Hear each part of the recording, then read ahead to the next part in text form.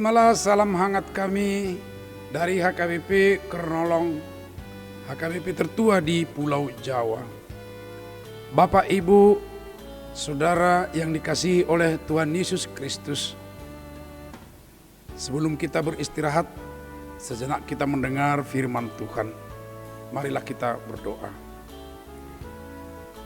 Allah Bapa di dalam Yesus Kristus, kami ingin beristirahat malam ini.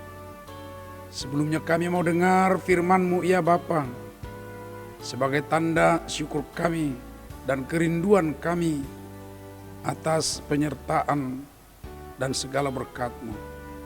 Biarlah Roh-Mu yang kudus meneguhkan hati kami serta memeliharakan kami untuk boleh melakukan kehendak-Mu. Terpuji Engkau Allah Bapa di dalam anak-Mu Yesus, Tuhan dan Juru Selamat kami. Amin.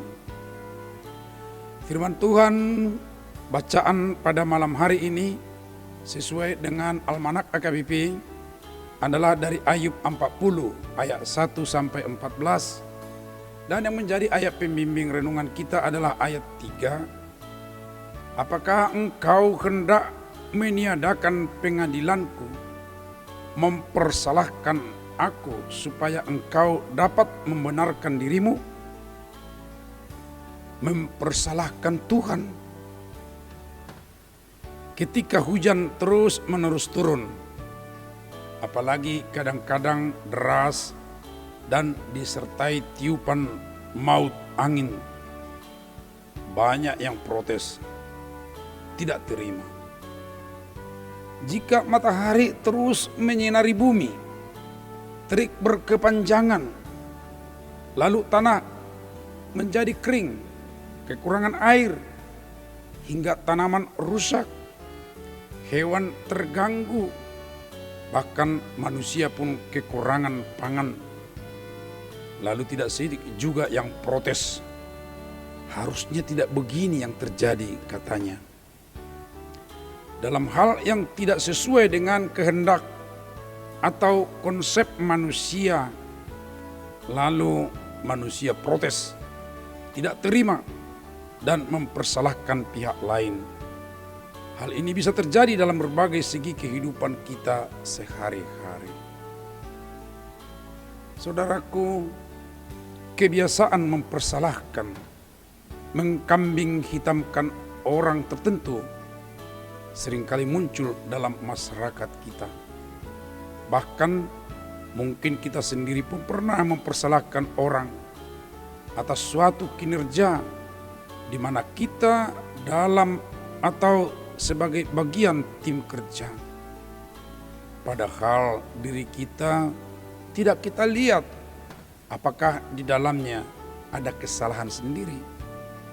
Ingat, mempersalahkan orang lain tanpa melihat kesalahan sendiri, itu sama dengan merendahkan orang itu. Hal seperti itu sekarang yang diajukan kepada Ayub. Apakah dia meragukan keadilan Allah? Apabila demikian, berarti sama saja dengan menganggap diri lebih adil dan lebih berkuasa daripada Allah. Meragukan keadilan Allah juga menganggap Allah tidak adil atau sama dengan lebih rendah dari dirinya sendiri. Oleh karena itu, Allah menantang Ayub untuk membuktikan keadilan dan kekuasaannya itu kepada semua manusia yang fasik.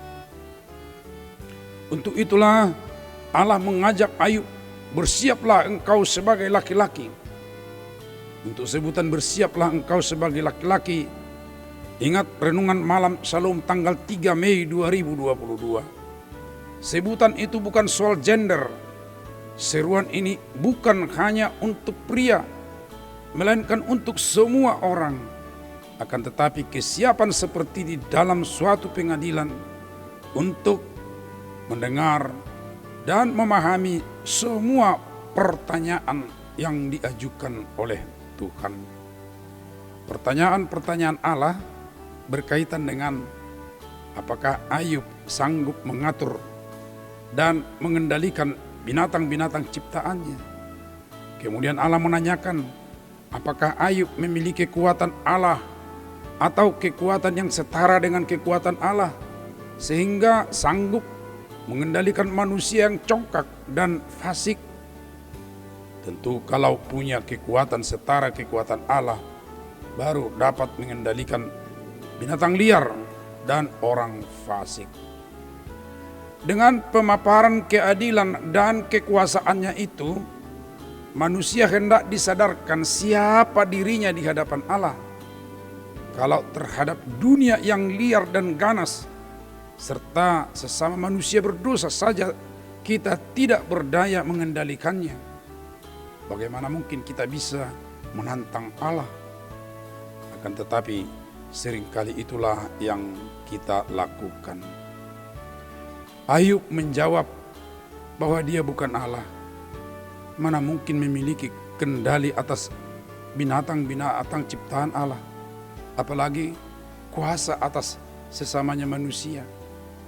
Suatu pengakuan yang sebenarnya sulit keluar dari mulut seseorang yang sedang berbantahan. Bila demikian, patutkah Ayub berbantah, apalagi menggugat Allah?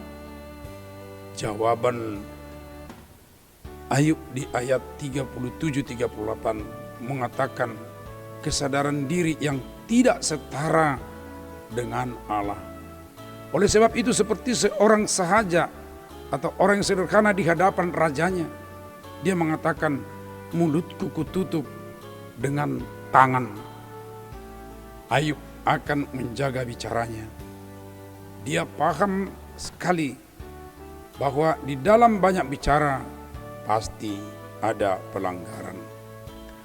Dengan demikian, sahabat renungan malam Shalom, bersama Ayub lebih berhikmat kita patut menutup mulut kita sendiri sebagai tanda sikap hormat kita kepada Allah dan kembali mempercayakan hidup kita ke tangannya yang adil dan perkasa.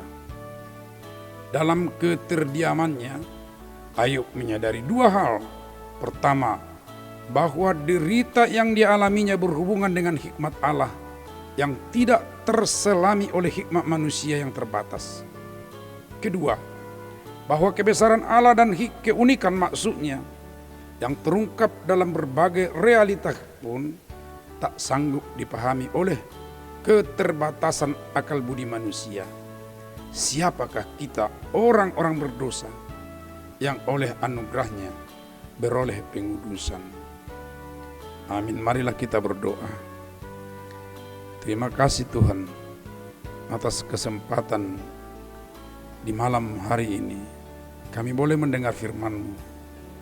Karena itu ajarlah kami akan makin paham dan menerima hikmat-Mu dalam semua peristiwa di dalam kehidupan ini.